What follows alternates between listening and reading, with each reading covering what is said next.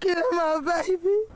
I don't wish this on nobody. Shirley Raines, the founder of Beauty to the Streets, has passed away at the age of 58. She was known to many as Miss Shirley. She was not a traditional celebrity, but she was remembered by countless people. Shirley Raines founded the nonprofit organization Beauty to the Streets, where she dedicated years to providing hygiene services for people experiencing homelessness, including hair washing, haircuts, makeup, and other basic necessities.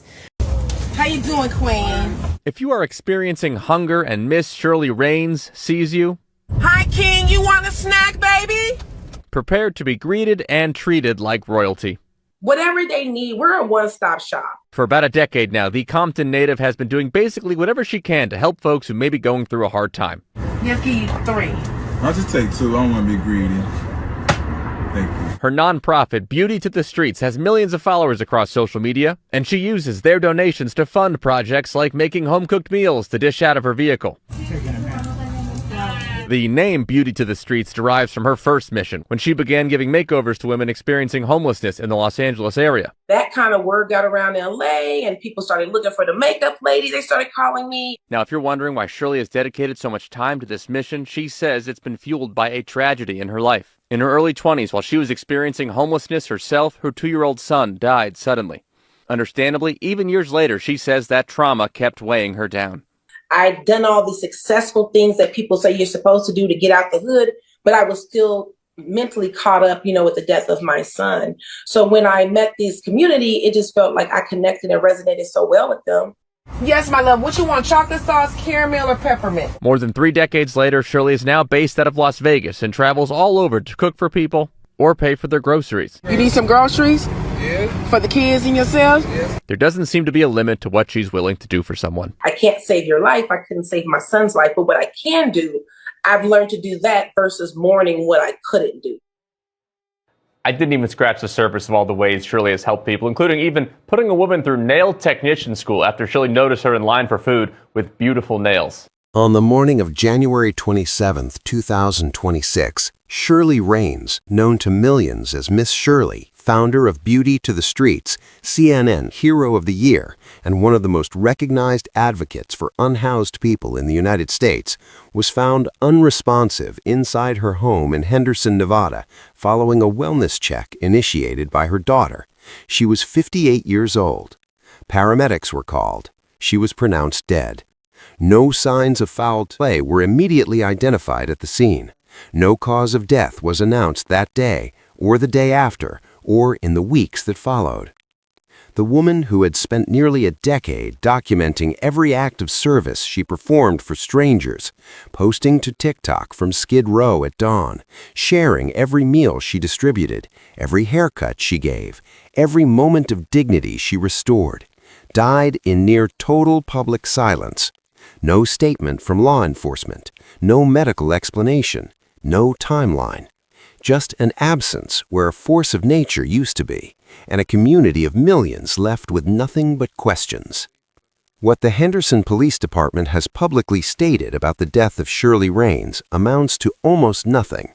Following the wellness check on January 27, 2026, a brief statement confirmed that officers responded to a residence in Henderson, Nevada, that a woman was found unresponsive, and that she was pronounced deceased at the scene. The statement noted no signs of foul play and indicated the matter had been referred to the Clark County Medical Examiner's Office for an autopsy and official determination of cause of death. The Medical Examiner's Office has not publicly reported findings, which is not unusual. Clark County's office routinely takes 6 to 12 weeks to finalize autopsy results, and toxicology screening, which is standard in unexpected deaths, can take considerably longer. What is notable, and what Shirley Raines' community has pointed to repeatedly in the weeks since her death, is the contrast between the institutional silence surrounding her passing and the enormous public profile she carried in life. She was a CNN hero. She was on the Time 100 creators list. She had millions of social media followers. And yet, the official response to her death has been identical to that of any private citizen found unresponsive in a Nevada suburb, a single paragraph, and a referral to the medical examiner.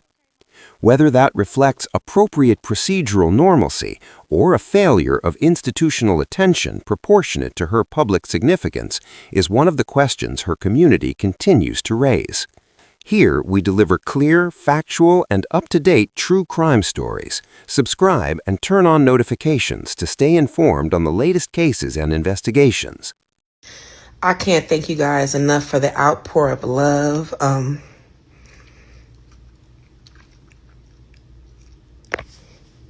Very emotional.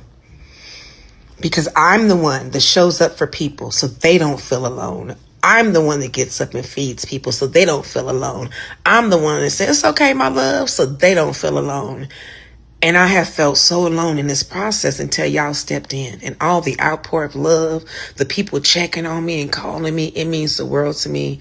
I just want to let you guys know I'm okay and, be more visible. Thank you guys so much for the outpour of love. It means the world to know that you're not alone. Raines was born on December 29, 1967 in Compton, California. She grew up in circumstances that gave her a first-hand understanding of hardship, and her path toward advocacy was not a straight line, but a long, painful arc shaped by personal loss. In 1990, when she was 22 years old, her 2-year-old son Demetrius died of accidental poisoning. That loss, by her own repeated account in interviews, broke something in her that took decades to begin healing. She spoke openly about the years of grief, financial instability, and emotional devastation that followed. She found purpose not through a sudden revelation, but through an accumulation of small choices. In 2017, she joined a church group feeding people on Skid Row in downtown Los Angeles, one of the largest concentrations of unhoused people in the United States, spanning roughly 50 city blocks. She did not intend to stay. She stayed anyway. Within months, she had founded Beauty to the Streets, a nonprofit built on the principle that unhoused people deserved not just food and hygiene supplies, but beauty services, dignity, and the experience of being treated as fully human. She called the people she served her kings and queens. What set her apart from many advocates was her instinct to document everything. She brought cameras to Skid Row. She went live on TikTok while distributing meals at dawn. She talked directly to her followers about the people she met, their stories, their needs, and the systemic failures that put them on the street. Her following grew into the millions. Donations poured in. The organization expanded beyond Los Angeles to other cities. In 2021, she was named CNN Hero of the Year, receiving a $100,000 grant and national television exposure. In 2025, she won the NAACP Award for Outstanding Social Media Personality. Time named her to its Time 100 Creators list. She was, by any measure, at the height of her public reach and influence when she died. She was also a mother of 6.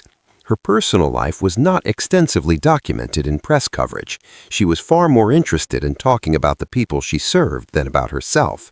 But interviews and social media posts painted a picture of a woman deeply embedded in family, in faith, and in the daily logistical demands of running an active nonprofit. Friends and colleagues described her in the days after her death as someone who had seemed healthy, who was not on medication, and whose passing came with no warning anyone around her could identify. There is no suspect. No individual has been identified, named, questioned, or detained in connection with Shirley Raines' death. No crime has been established. The Henderson Police Department's initial assessment found no signs of foul play at the scene, which means that as of this writing, the working assumption of law enforcement is that her death was either natural or accidental, not criminal. This is not a technicality. It is the central fact around which everything else in this document orbits. A woman who was described by her family and associates as healthy, active, and not on any medications died suddenly and without warning at 58 years old. The cause has not been explained, and no investigation into any external party's involvement has been opened. What fills the space where a suspect's account would normally appear is something more uncomfortable. public speculation, unanswered questions, and the unresolved tension between the official characterization of her death as non-suspicious and the absence of any explanation for why she died. Her community has not accused anyone. Her family has not accused anyone. But absence of accusation is not the same as absence of questions, and those questions deserve to be named honestly rather than papered over. The documented witness record in the immediate circumstances of Shirley Raines' death is extremely thin, and what exists is almost entirely second-hand, passed through family statements to media outlets rather than given directly to reporters or investigators in any formal capacity. Her daughter is the person who initiated the wellness check on January 27th. The specific circumstances that prompted her to make that call, whether she had been unable to reach her mother for a particular period, whether she had a specific concern, or whether it was routine, have not been publicly detailed. What is known is that the wellness check was the mechanism by which Shirley Raines was found, and that she was already unresponsive when officers arrived. A family spokesperson confirmed in the days following her death that Shirley had been in good health, was not taking any medications, and had shown no signs of illness that family members were aware of. That statement is significant, not because it resolves anything, but because it deepens the question. A 58-year-old woman in apparent good health, on no medications, with no reported symptoms, found dead by a wellness check. The gap between those facts and the silence of official explanation is where the public's unease lives. No neighbors, no colleagues, and no associates have given documented statements to any media outlet about the hours or days immediately preceding her death. The last public documentation of Shirley Raines alive is her own social media presence, which her family and organization have continued to maintain and memorialize since her passing. In Nevada, any death that is sudden, unexpected, or unattended by a physician is required by law to be reported to the county medical examiner, who then determines whether an autopsy is warranted and what the cause and manner of death will be officially classified as. Clark County has among the busiest medical examiner offices in the country, processing thousands of cases per year. The office does not provide public updates on pending cases.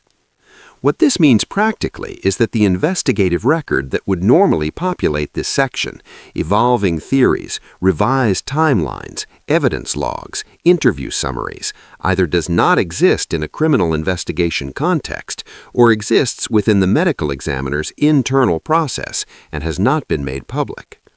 The manner of death classification, when it comes, will fall into one of 5 categories used by medical examiners nationally: natural, accident, homicide, suicide, or undetermined.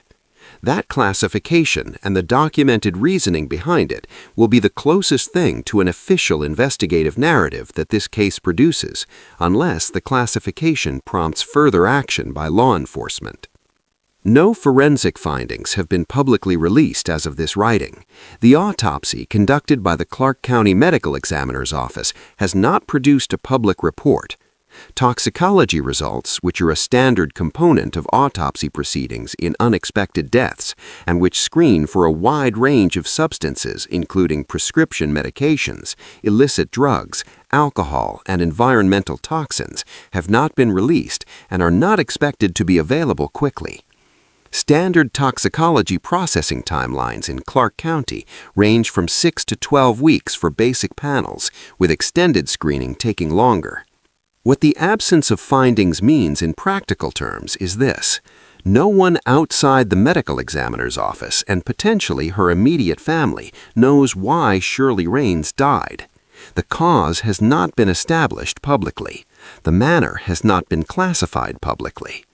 Whether her death was a cardiac event, a stroke, a medication interaction, an environmental factor, or something else entirely remains, as of this document, unknown. The community surrounding her has noted this absence with growing frustration. For a woman whose entire public identity was built on radical transparency, who documented her own grief, her own failures, her own daily work in real time for millions of people, dying in a silence she did not choose feels, to many who knew and followed her, like a violation of something essential about who she was. The media coverage of Shirley Raines' death has been extensive in volume and remarkably uniform in tone. Every major outlet that covered her passing, and most did given her public profile, reported the same basic facts: found unresponsive, wellness check, Henderson, Nevada, no signs of foul play, cause of death pending. The coverage was almost universally reverential, focused on her legacy and her work, and conspicuously short on any scrutiny of the circumstances of her death. This is understandable. She was a beloved public figure who died suddenly. The impulse of coverage in those conditions is tribute, not investigation. But the uniformity of the coverage has had an effect. It has largely foreclosed public conversation about the unanswered questions in favor of a clean narrative of a hero's passing.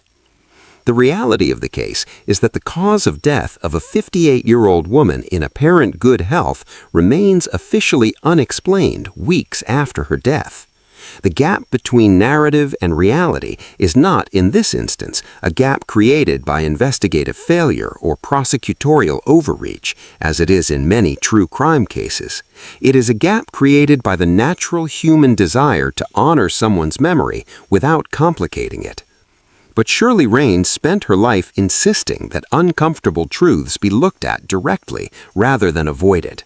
Applying anything less than that standard to the circumstances of her own death would be, in a meaningful sense, a failure to honor what she actually stood for. This section does not exist. No charges have been filed. No grand jury has been convened. No preliminary hearings have been scheduled. No defendant has been arraigned.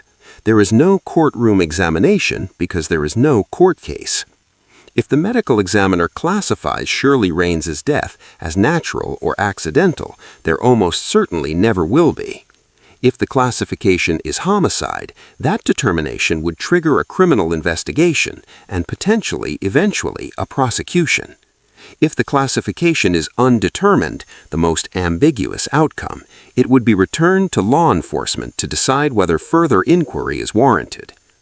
As of this writing, the legal mechanism currently engaged is the administrative process of the medical examiner's office, which is not a proceeding, does not have parties, does not have arguments, and does not produce a verdict. There is no final legal outcome. This case has not concluded. It has, in a legal sense, not properly begun. The closest thing to a conclusion that currently exists is the Henderson Police Department's initial on-scene assessment of no signs of foul play, a finding that it is important to understand is not a determination of cause of death, not a ruling out of all possible non-natural causes, and not a final statement by any authority with the jurisdiction or the information to make one. It is an observation made by patrol officers at a scene before forensic processing had occurred. The actual conclusion of this case, whatever form it takes, will come from the Clark County Medical Examiner's Office, likely in the spring of 2026. Whether that conclusion satisfies the public, her family, and the millions of people who followed her work remains entirely to be seen. In a conventional true crime case, this section maps the irreconcilable positions of prosecution and defense, victim's family and convicted defendant, competing forensic experts, and rival investigative theories. In the case of Shirley Raines, there are not yet sides in that formal sense. What there are instead are a set of unresolved tensions that the available facts do not resolve and that no official statement has addressed.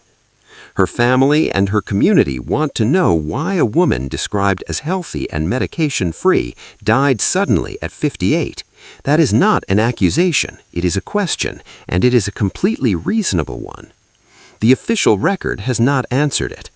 Law enforcement has characterized the scene as non-suspicious, but has not explained what that characterization is based on, what was examined, and what was ruled out. Non-suspicious is not the same as explained. The medical examiner has the information that would resolve most of these questions and has not released it, which is procedurally normal and simultaneously, for the people who loved Shirley Raines, profoundly unsatisfying. What the absence of findings means in practical terms is this: no one outside the medical examiner's office and potentially her immediate family knows why Shirley Raines died. The cause has not been established publicly. The manner has not been classified publicly. Whether her death was a cardiac event, a stroke, a medication interaction, an environmental factor, or something else entirely remains, as of this document, unknown. The community surrounding her has noted this absence with growing frustration. For a woman whose entire public identity was built on radical transparency, who documented her own grief, her own failures, her own daily work in real time for millions of people, dying in a silence she did not choose, feels to many who knew and followed her like a violation of something essential about who she was. The media coverage of Shirley Raines' death has been extensive in volume and remarkably uniform in tone. Every major outlet that covered her passing, and most did given her public profile, reported the